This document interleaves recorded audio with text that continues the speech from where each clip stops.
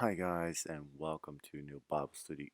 Great to see you here again, and today we will study 1 Timothy 5 verse 4, where Paul has, pretty much to say as I look into my future. But if a widow has children or grandchildren, these should learn first of all to put their religion into practice by caring for their own family and so repaying their parents and grandparents, for this is pleasing to God.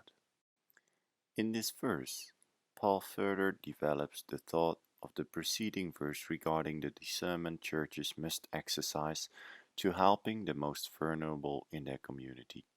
Whenever possible, a widow who is not financially secure ought to work and earn her keep.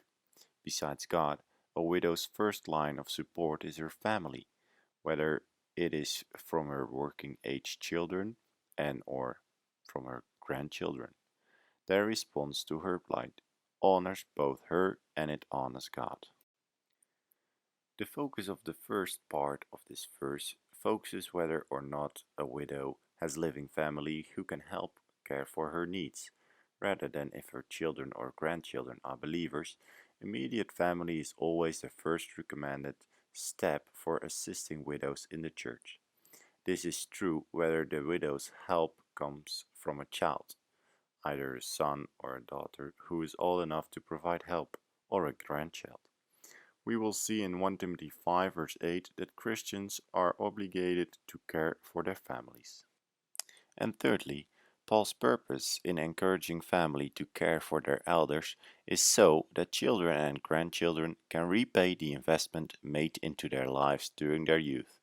The phrasing, "this is pleasing to God," is the same one Paul uses in 1 Timothy 2 verse 3 regarding prayer for all people, including kings and governing authorities. Brothers, part of being the church is to help needy widows reach out to and reconcile, if needed, with their families when their husbands pass away.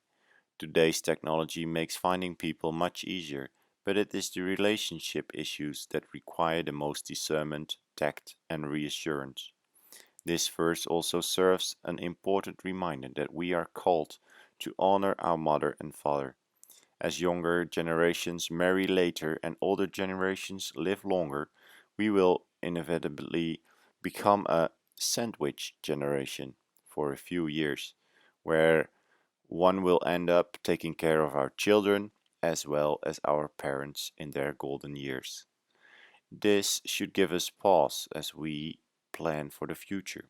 So many forget to calculate in the costs of caring for their parents and for their wife parents should their own retirement funds run out and they can no longer work.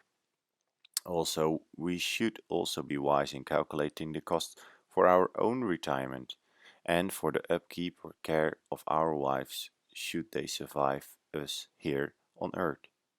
The key point is that we can make plans and rely on the Lord to provide and bless our diligence and stewardship. May God bless you all.